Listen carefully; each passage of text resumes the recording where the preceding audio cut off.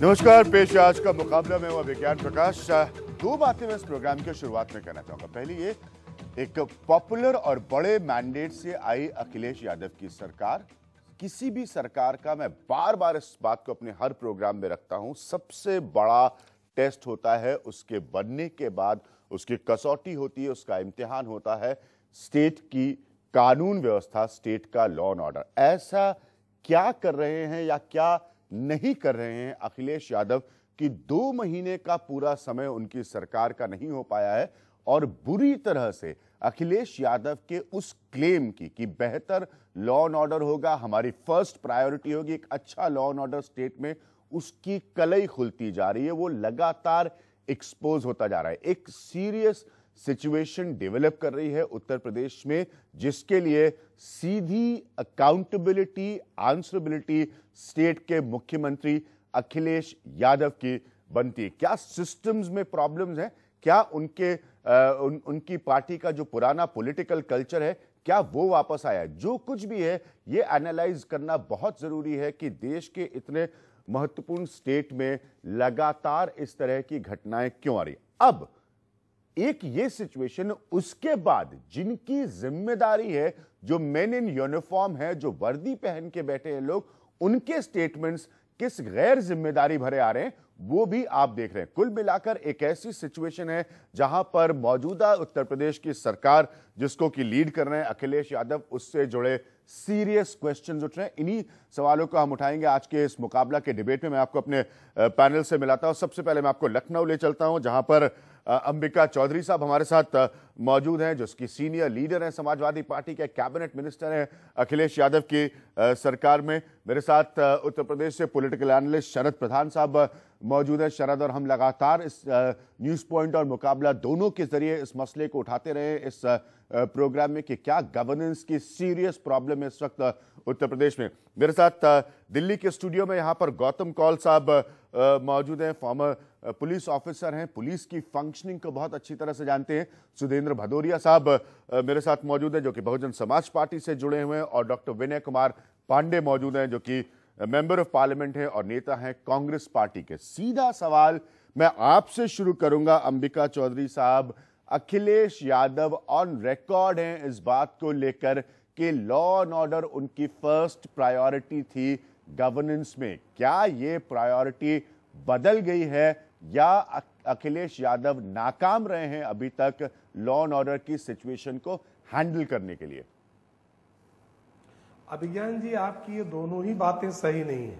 ठीक है, आपका नजरिया अपना हो सकता है जी, और जिस आधार पर आप हमारा असेसमेंट इस सरकार की परफॉर्मेंस का लॉ एंड ऑर्डर के फ्रंट पर कर रहे हैं, जिन घटनाओं का भी उल्लेख करके, मैं समझता हूं कि आपको अपना नजरिया इस पर ठीक करना चाहिए। ना तो अखिलेश यादव की प्रायोरिटी बदल गई है, ना हमारे माननीय मुख्यमंत्री जी फेल हो गए हैं। ये दोनों ही बातें बिल्कुल भ्रामक हैं और मैं किसी पर आरोप नहीं लगाता, लेकिन मैं ये कह सकता हूं कि देखने की जो विजन है उसका फर्क हो सकता है, देखने का नजरिया अलग हो सकता है।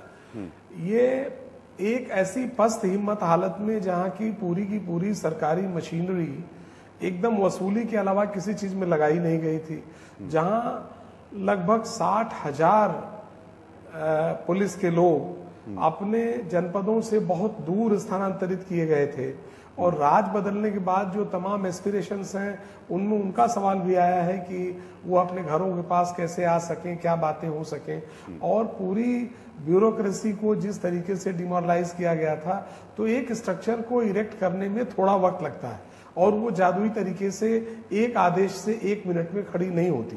ठीक है, जहां तक दूसरी बात यह है, और फेलियर का तो कोई प्रश्न ही नहीं है, हमने कभी भी नहीं कहा और ये सिविल सोसाइटी में कभी पॉसिबल नहीं है कि हम जीरो क्राइम की बात करें। अभी आप जिस घटना का उल्लेख कर रहे हैं, हम सचमुच में इसको शर्मनाक मानते हैं कि एक पुलिस का जिम्मेदार अफसर और डीआईजी रैंक का अफसर इस तरीके की बात करे कि लड़कियां भाग जाती तो मैं गोली मार देता और मैं क्या कर देता और ये लड़कियां भाग जाती हैं। एक एसपी शर्मनाक है मेरा। एक एसपी कह रहे कि 70% लड़कियां जो है वो अपने घरों से भाग जाती है, और अभी हम क्या करें, लड़कियों को पकड़े या चोर को पकड़े? नहीं, ये रिस्पॉन्स मेरे साथ एक पुलिस मेरी बात सुनो, मौजूद है इस पैनल में, ये जिम्मेदारी का अभिज्ञान जी मैं इसको स्वीकार करता हूं, लेकिन सरकार ने उनको इमीडिएटली तुरंत वहां से स्थानांतरित करके मुख्यालय से संबद्ध किया है। शरद प्रधान जी, अंबिका चौधरी साहब का कहना है कि जो दोनों पॉइंट्स मैंने इस प्रोग्राम के शुरुआत में रखे हैं, उनका कहना है कि मेरा देखने का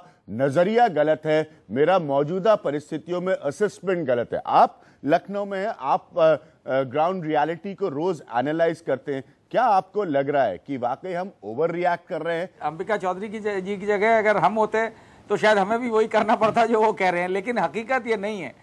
मैं दो बातें कहना चाहूंगा। एक तो लॉ एंड ऑर्डर का मुद्दा ऐसा नहीं है जिसमें कि आप ये कहें कि वक्त दिया जाए। मर्डर आज हो रहा है, रेप आज हो रहा है, तो ये थोड़ी ना कहेंगे साहब 6 महीने का समय दीजिए, धीमे धीमे कम हो जाएंगे, अभी होने दे। मैं एक करेक्शन भी करना चाहूंगा इसमें कि अंबिका चौधरी साहब ने कहा कि दोनों को संबद्ध कर दिया गया है मुख्यालय से। ऐसा नहीं है, केवल डीआईजी को संबद्ध किया है मुख्यालय से, और वो भी मैं आपको बता दूं उसमें क्या वजह क्या है संबद्ध करने की। उनका हफ्ते भर बाद प्रमोशन होने वाला है आईजी में। हाँ। मुश्किल ये मुझे लग रही है कि समाजवादी पार्टी के लिए जिस तरह की, वो ऐसा ही लग रहा है जैसे कि मायावती सरकार में होता था कि मेरा आदमी है तो मैं उसको सजा कैसे दे। Do you have the NDTV Profit app? All the markets, all the news and your own homemade, ready-made portfolio available there for you. We will right now answer what you should sell, what you should buy when markets are down. Download at ndtvprofit.com/apps. Get the best app from the channel you trust.